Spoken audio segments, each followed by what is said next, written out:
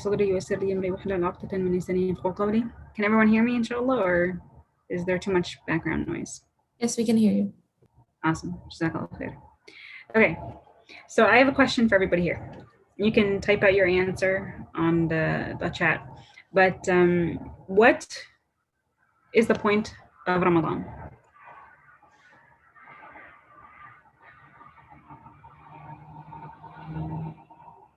Does anyone know? You guys are just fasting? Great. Perfect answer, mashallah, Maryam. To control our desires. So part of it is to understand that you can actually, you have that ability to control them. Okay, and the second part is not just the desire, but even your basic needs, such as drinking, right? Food and water. Drinking water itself is like something that you can't think and imagine, oh my God, I'm actually gonna do that. But you do. And you do it consciously, and we do it just for 30 days. For a long time. Some people like 16, 17, 18 hours, whatever it is, right? Like it's a long part of the day. Your portion of the day is just not eating or drinking and completely maintaining your desires. That is hard. That sounds hard. Honestly, it sounds like something, why would somebody do that? A lot of people would actually be very shocked. Actually, a lot of people are shocked. I meet a lot of non-Muslims who say to me like, so you don't eat or drink water? Not even water? Because they're like, what? How can you survive without water, you know? Like, what if you get thirsty? And then you can't, you know, you really, really can't. You actually force yourself to not eat or drink. You need to stay focused. Your focus and your attention is on Allah subhanahu wa ta'ala. You say to yourself, I'm going to be doing this because it's a fard, I have to. No matter how tired I am, no matter how thirsty I am, no matter how hungry I am, I will not even eat or drink a drop of water or eat a crumb. That is major, actually, when you think about it. Because most people can't do that. But we do that. We actually have problems controlling our desires on a day-to-day basis, and yet somehow in the Ramadan, we say to ourselves, we will not do this, the most basic thing. I mean, I don't know about you, but I'm pretty impressed that humans can do that. Say that to an animal, he can't do that. So we're doing that. We know why we're doing Ramadan. You know, we know why we're fasting. Alhamdulillah, we're doing it for the sake of Allah, right? We have to. It is a fard upon us. Now, there is a scholar by the name of Imam Ibn Jawzi. Okay, let me just go here for a second. I want to read you guys. There's a book I really appreciate called Capture Thoughts, and it talks about his reflections. And one of the reflections actually talks about is jihad an-nafs. Okay, but before I get into that, I just want to tell you guys his full name, because mashallah, it's just a little bit about him. So his name is Abu al-Faraj Jamal al-Din Abdul Rahman ibn Ali ibn Muhammad ibn Ali ibn Ubaidullah ibn al-Jawzi al-Qurayshi al-Tamimi al-Bakri, from the family of Muhammad ibn Abu Bakr al-Siddiq al-Baghdadi al-Hanbali. This is mashallah, he is from the family, actually from the lineage of Abu Bakr. His birth and his upbringing, he is born in 509 or 510 AH after Hijrah, right? There isn't a clear exact date. And upon reaching his adolescence, his aunt actually took him to Ibn Nasir, from whom he learned a great deal. He came to love being a scholar, the idea of preaching and being a scholar, while barely having even reached puberty yet. So he started giving sermons to people. He started giving a halaqat. His father passed away when he was 3, so his aunt took care of him. I assume his mother was just not in the picture for some reason. And his relatives were copper merchants. And so at the time in hadith hearings, he would write his name as Abdul Rahman ibn Ali as-Saffar. As-Saffar means the coppersmith. And his first hadith hearing was in 756 after Hijrah, as cited by Al-Dhahabi. And then while he was very young, he became a very religious person who would not socialize with anybody and wouldn't eat food from any source that was doubtful. He would actually leave his house for prayer, and he would not play with any other children. This was him as a child, mashallah. He was a person of very high determination and ambition. He spent all his life seeking knowledge, preaching, and authoring books. He's had many teachers, which one of them was Ibn Nasr in Hadith. In Quran and Adab, he learned from Sitt al-Khiyat and Ibn al-Jawaliqi, and he was the last to narrate from Ad-Dinawari and Al-Mutawakkili. His students, one of the great scholars, Muhyiddin Yusuf, who was a teacher in a different institute called the Institute of Al-Musta'sam Billah. His oldest son, Ali al-Nasikh, his grandson, preachers Shams al-Din Yusuf ibn Farghali al-Hanafi. He was a Hanafi scholar. And mashallah, actually many, many more.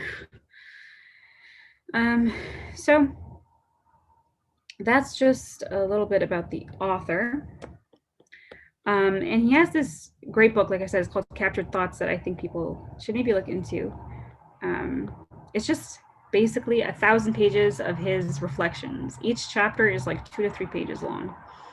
And mashallah, he's a great scholar, very well known, rahimahullah. And I just wanted to share this one section of his chapters entitled The Struggle Against Self-Desires. And this is Jihad al-Nafs. And he says that after he thought about and after he considered Jihad al-Nafs for such a long time, he was actually thinking about it and pondering over it and reflecting. He noticed that this is the greatest kind of struggle. A'zam al-Jihad. He also noticed that many scholars at that time, and even now, you see this especially within Christianity, right?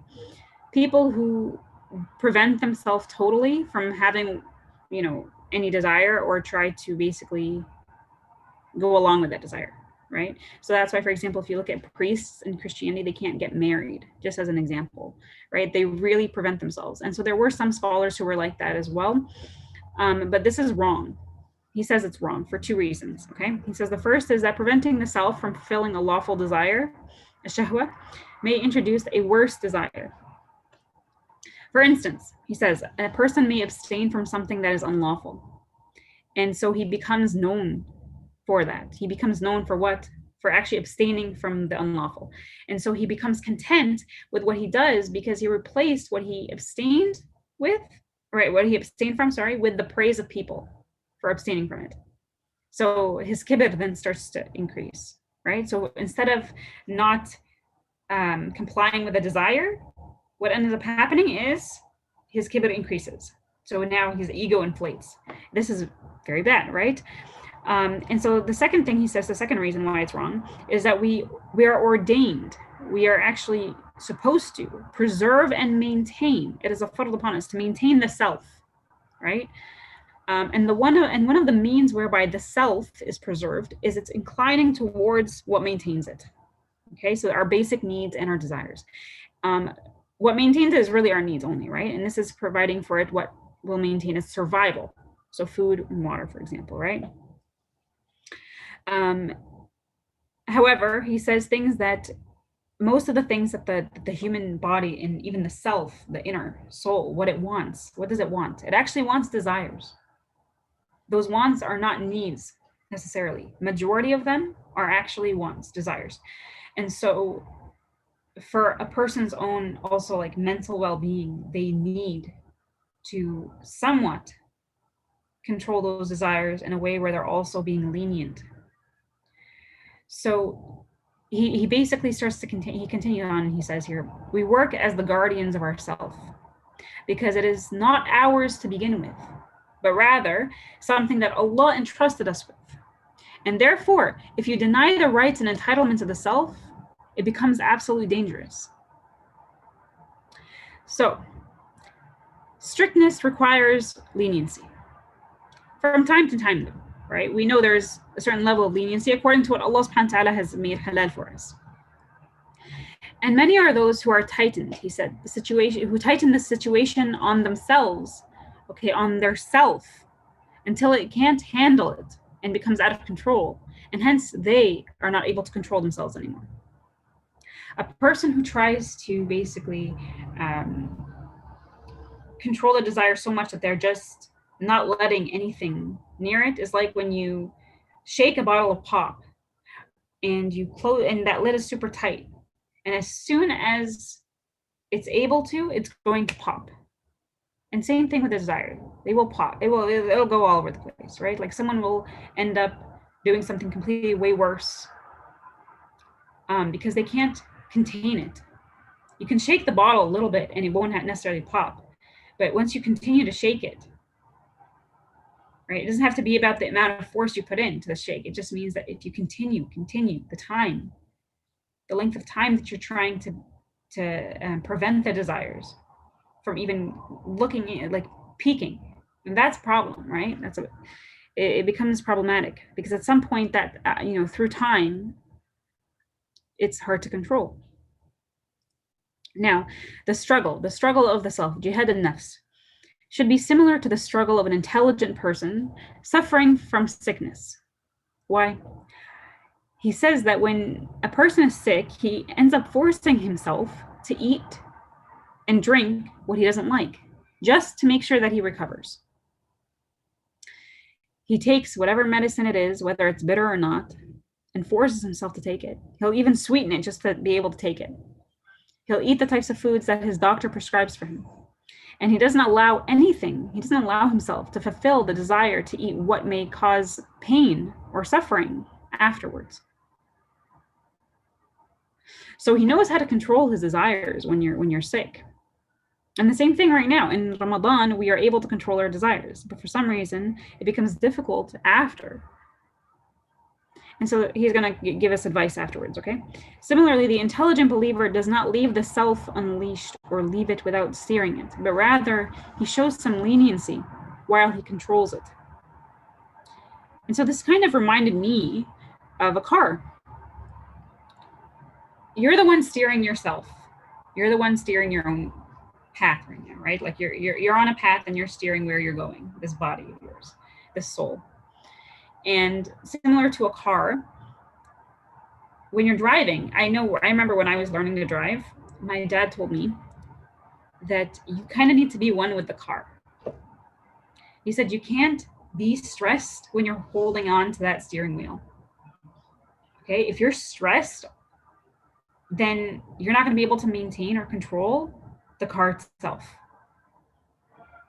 Okay, you need to calm down, hold on to the steering wheel, and remember, light movements will let it move with you because the car is you. You're the one in control. And so similarly, you are in control of your body. One thing I was contemplating about was this idea of how much we eat. I noticed the other day that, subhanAllah, in Ramadan, everybody tends to reduce their appetite because they're not eating as much. And I remember the hadith that Sayyidina Muhammad said, you should only be eating 1/3 of food, 1/3 of drink, and the other should be air. You should not be eating until you're full. It's a sunnah. So what dawned on me was that, it seems as though when we fast, that's how much we should be eating. The appetite, that reduced appetite is how much we should actually be eating on a daily basis. But yet, instead, after Ramadan, maybe give it a couple weeks, maybe a week, right? You go back to your normal eating habits, your normal sleeping habits, we tend to break down after having controlled ourselves for so well. So this idea of controlling your desire, even, because we have this need for food, but that need for food will, by the way, stop as long as you have something inside you that's going to maintain the amount of energy, right? Like they say, 2,000 calories is the average approximation that a human body needs. We end up eating more than that because of the desire. Something looks good, something smells good, we want it, right? So we continue eating it. But just like the car, you need to be able to be the one to steer it, and you need to calm down. You need to say to yourself, I am going to be able to steer it. I can do it. Bismillah. And you like move on. You can actually stop. Nothing will happen if you stop.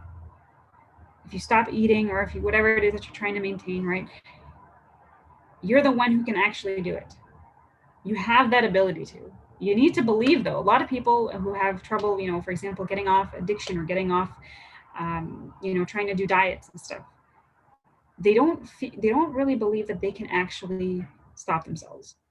People think that you have to do something. There needs to be some other things around you. You need to be going to therapy, or you need to be doing this or that just to be able to stop doing what is wrong. Honestly, this is what I really like about the author here. He's saying that you're the one who's in control, and you can actually change your mental stability. You can change your mind and what is in your mind to prevent yourself from continuing. It takes a lot of force. It takes a lot of force. And this is where he continues. He says that if the self remains on track, he will not disturb it. But if the self deviates a bit, one should straighten it gently.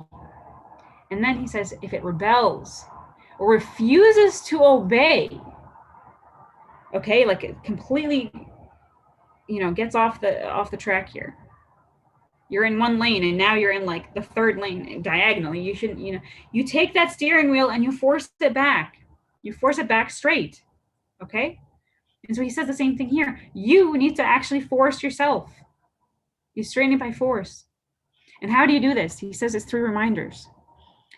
So the lash of the strong will is indeed the best type of discipline to use with the self. This is the greatest battle that you're going to be incurring, is jihad al-nafs.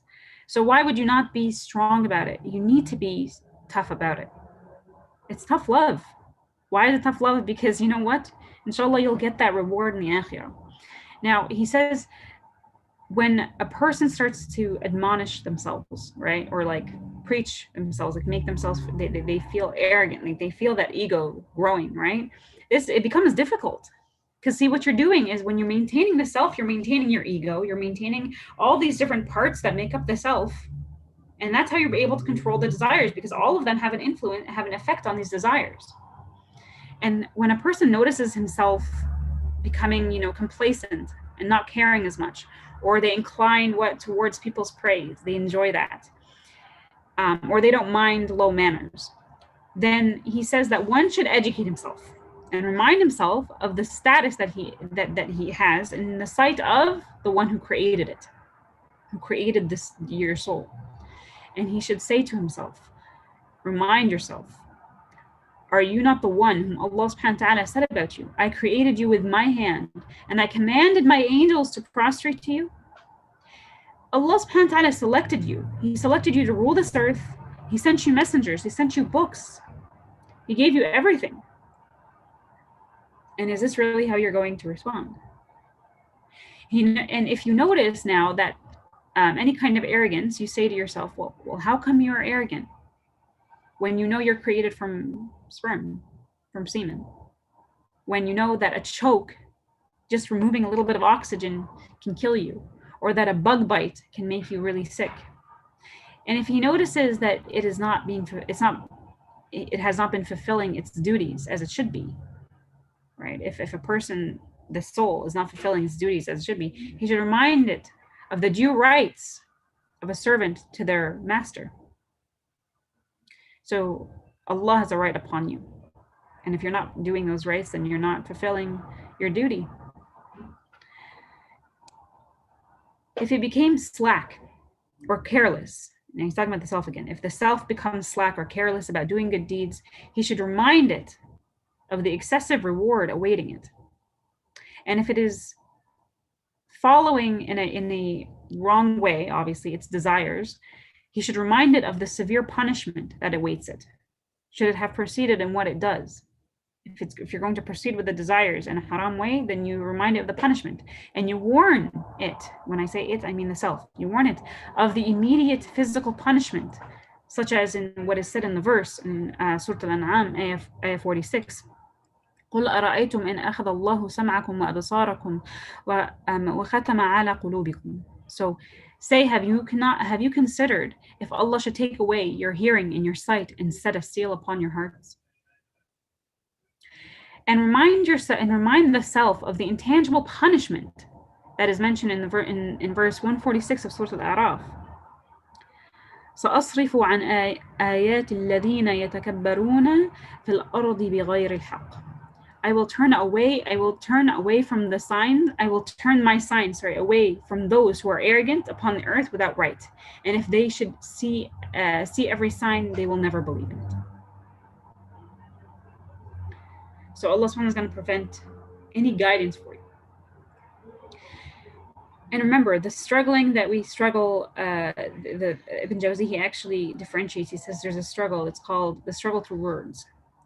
Jihad bil-qawl is different from the struggle through action, which was what we talked about, jihad bil-amal. This understanding and truly basically taking in those words and those reminders so that when you say them to yourself, they actually affect you, that's jihad bil-qawl. So, people tend to say to me, okay, Lana, yeah, I will just, if I say these things to myself, is it actually going to have an effect on me? That's another jihad. That's where you have to really dig in deep. You got to go into the meanings of these ayat. You need to do a lot of reflecting on them. A lot of reflecting, not just on them. You have to reflect on the things that he says to you. A lot of times scholars may give the similar advice, right? You need to have reminders, remind yourself. That's basically the only way you're gonna be able to control yourself. But it really is. And the only way it's gonna work is if you actually end up reflecting on those words. You need to appreciate meaning. Appreciation is not just understanding or knowing what it means. Appreciation means you can feel it. You can connect with it somehow. You should be able to connect with the words you hear or that you remind yourself of. You should connect with these words. And so that's the end of his reflection. MashaAllah, this was only 3 pages. I kind of expanded on some certain areas, but I can take any questions if anybody has any. Jazakallah khair, guys, for coming and listening to my Ramadan talk. I hope it was beneficial, inshallah, for people. I'm gonna go to the chat, I guess, now.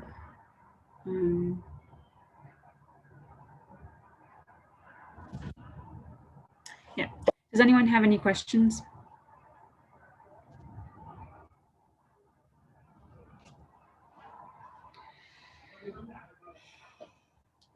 Okay. If no one has any questions, then inshallah I'm gonna end and just make dua, saying that may Allah subhanahu wa ta'ala help us and guide us so that we are able to control ourselves. May Allah subhanahu wa ta'ala give us the ability to not only control but beat every desire and take it in the halal way, accomplish that desire in a halal way. And may Allah subhanahu wa ta'ala, accept all of our ibadat in Ramadan and allow us to continue with those same ibadat and even more after Ramadan. Ameen, ameen, ameen. آخر دعوانا الحمد لله رب العالمين. جزاك الله خيرا. السلام عليكم ورحمة الله وبركاته.